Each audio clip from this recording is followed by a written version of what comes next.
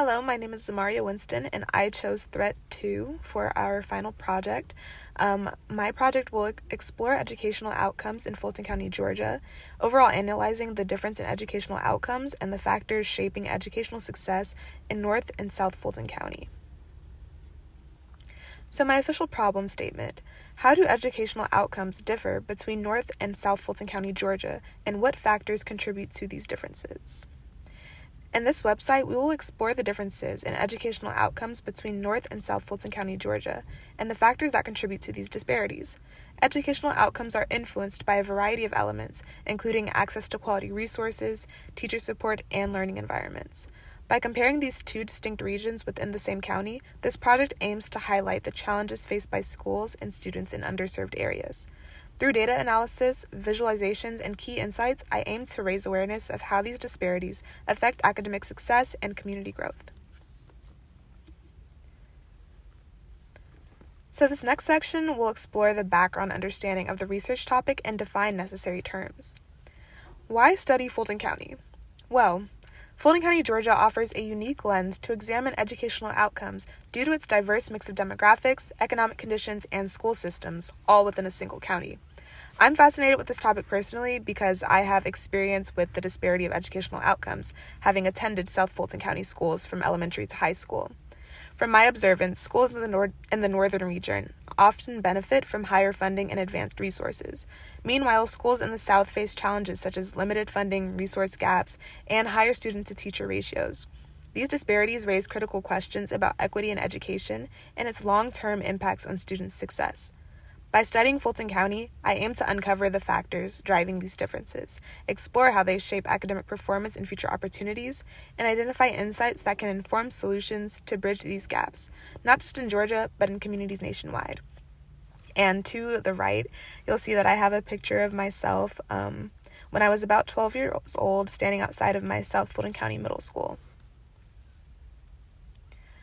Next, we should break down what educational outcomes even are. They refer to measurable results of a student's academic experience. In the context of this research, educational outcomes serve as a critical tool for understanding disparities between schools in North and South Fulton County. So one educational outcome that I'll be observing is graduation rates. Graduation rates show the percentage of students completing high school on time, a critical milestone for jobs and further education. Low rates often indicate systemic issues like resource gaps or inadequate student support. I'll also be analyzing standard test scores. Test scores assess proficiency in core subjects and are crucial for college admissions and academic placements. Disparities in standardized test scores may highlight unequal access to preparatory resources, limiting future opportunities. And lastly, student engagement. Student engagement reflected in attendance and disciplinary actions like ISS/OSS is key to determining academic success. High engagement rates signals affect support, while disengagement often points to systemic challenges. So how exactly will I show these educational outcomes? That begins with visualizing the data. Envisioning North versus South Fulton County schools. So there is a distinction between North and South Fulton County schools that I have experienced as a resident of South Fulton County, but along with that, there's just overall an understanding based on their relative location to the Atlanta Public Schools zone. As identified using the ArcSys dashboard, North Fulton lies above the APS zone and includes more suburban, affluent communities with better funded schools due to higher property tax revenue. But in contrast, South Fulton County is located below the APS zone, and it features more urban and less affluent areas where schools often face funding challenges. This division highlights how geographic and economic factors influence disparities in educational resources and outcomes across the county. And here we have a map of Fulton County, and you can see that that North Fulton County is designated by the area that's above the Atlanta Public School System, and then South Fulton County is below. So to really visualize the educational outcomes and the disparity, I've chosen 3 schools from both North and South Fulton County. And Each school was chosen based on my personal interaction with them as a South Fulton County student. So, for example, I'm very familiar with North Springs High School because I had several friends who went there. So I'm able to recognize the disparity based on the experiences that they are said to have versus myself. But of course, we need to actually understand the difference in educational outcomes using data. So I have several sources that I was able to find, most coming from the official Fulton County School website, and I was able to assess the difference in standardized test scores, graduation rates, and student engagement. So beginning with standardized test scores, here I can show the difference between North Springs High School and Banneker High School. North Springs High School in North Fulton County has a composite ACT score of 22. Meanwhile, Banneker has 16. And North Springs has a average composite score for the SAT of 991, while Banneker has a composite score of 861. And similarly with the Georgia Milestone EOC assessments, we see that the proficient or higher rate is vastly different between both schools.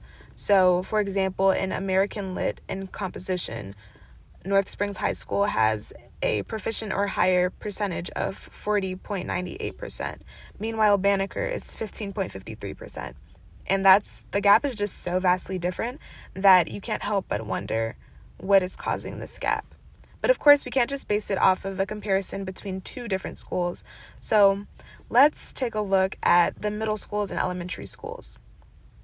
Looking at Crabapple Middle School versus Renaissance Middle School, we see that the Georgia Milestone EOC assessments, the math proficient or higher percentage is 59.14%. Meanwhile, Renaissance is sitting at 16.47%. And then looking at English Language Arts, Crabapple has 69.8%, while Renaissance Middle School has 29.4%. And of course, it's a very similar reading of disparity between the elementary schools Woodland and Oakley. So, continuing to look at the difference in educational outcomes, we can look at graduation rates. North Springs High School had a graduation rate of 90.9 in 2023, while Banneker had a graduation rate of 82.8%. And in 2024, North Springs had a graduation rate of 92.1%, while Banneker had a graduation rate of 81.4%.